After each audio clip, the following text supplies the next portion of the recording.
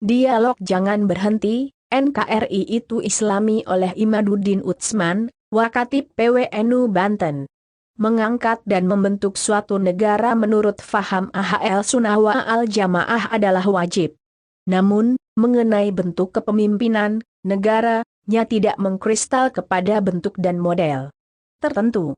Ia diserahkan kepada umat sesuai dengan situasi dan kondisi, topografis, demografis, geografis, sosial, budaya dan kesepakatan bersama dalam komunitas suatu bangsa.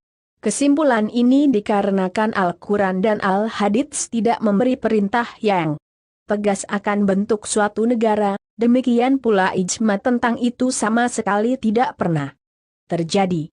Sepeninggal Nabi Muhammad SAW pemilihan 4 khalifah pengganti Nabi berbeda-beda.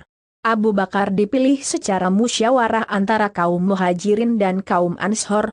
Umar diangkat berdasarkan surat wasiat dari Abu Bakar, Utsman diangkat berdasarkan pemilihan 6 formatur yang ditetapkan Umar, dan Ali menjadi khalifah dengan calon tunggal. Kemudian sepeninggal Ali, Hasan bin Ali diangkat sebagai khalifah berdasarkan baiat penduduk Kufah. Muawiyah yang menjadi gubernur Syam tidak setuju dengan pembaiatan Hasan. Ia merasa lebih pantas menjadi khalifah. Kemudian 2 pasukan berhadapan yang diakhiri oleh sikap Hasan yang mengundurkan diri demi menjaga persatuan umat Islam. Kemudian naiklah Muawiyah sebagai khalifah. Mulai dari Muawiyahlah khilafah monarki berjalan dalam sistem kenegaraan kaum muslimin. Pergantian khalifah berdasarkan keturunan. Dia yang meneruskan seorang khalifah adalah anak dari khalifah sebelumnya. Demikian pula yang dilakukan oleh dinasti Abbasiyah setelah kehancuran dinasti Umayyah. Dari sejarah di atas kita mengetahui bahwa kaum muslimin tidak diberikan petunjuk yang qot'i, putus akan bentuk sebuah negara. Dari sinilah K.H.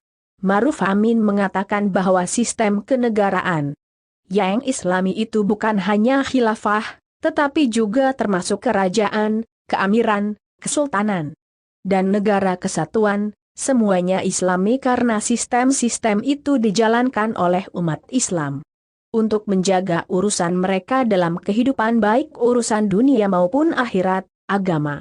Tentunya harus difahami bahwa sistem negara yang Islami yang dimaksud K.H. Ma'ruf Amin adalah sistem negara yang di dalam pelaksanaan pemerintahannya tidak bertentangan dengan ajaran Islam.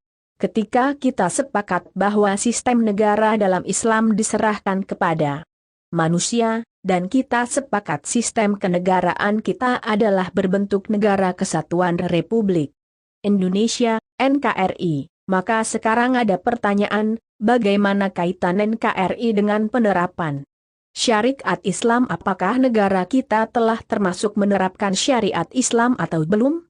Apa saja elemen syariat yang harus diterapkan sehingga suatu negara telah bisa dikatakan telah menerapkan syariat Islam?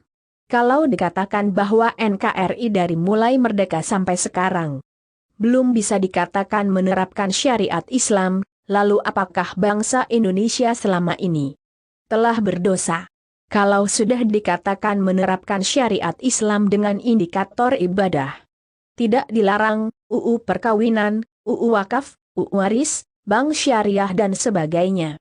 Lalu bagaimana dengan hudud dan qisas? Apakah hudud dan qisas itu tidak wajib diterapkan, atau bagaimana? Inilah pertanyaan yang terus membutuhkan ruang terbuka untuk didiskusikan. Bentuk negara NKRI dengan dasar negara Pancasila ini jangan dijadikan tali yang tersindet mati, apalagi diijtihadi final oleh suatu masa kemudian wajib dijadikan pedoman sepanjang masa. Karena bentuk negara dan dasarnya adalah sebuah cipta karsa manusia, tentunya dalam membentuknya dipengaruhi oleh berbagai pertimbangan yang melingkari pada masa itu, yang bisa saja pertimbangan itu sudah tidak memiliki pijakan ilat di masa berikutnya. Yang harus selalu diingat oleh bangsa Indonesia adalah keataan keragaman suku, agama dan budaya yang harus menjadi pertimbangan utama agar kesimpulan diskusi itu bagaimanapun longgarnya adalah ditenagai oleh semangat mengayomi semuanya, karena rupanya itulah yang menjadi pertimbangan final para pendiri bangsa. Pertimbangan ideal itu memang bukan sesuatu yang mudah dicarikan formatnya, buktinya selama ini kebangsaan kita masih menyisakan masalah. Namun satu yang perlu kita syukuri bahwa walau dengan berbagai dinamika masalah itu kita telah mampu mempertahankan NKRI sampai hari ini, maka konvergensi tentang format kebangsaan kita harus terus dilakukan dengan semangat saling menghargai, masukan dan kritikan dari seluruh elemen bangsa harus dihormati untuk menyempurnakan berbagai macam ketidaksempurnaan.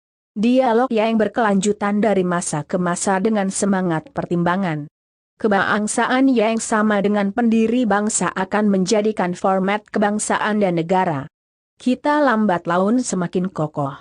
Jayalah Indonesia. Wassalam. Imaduddin Utsman.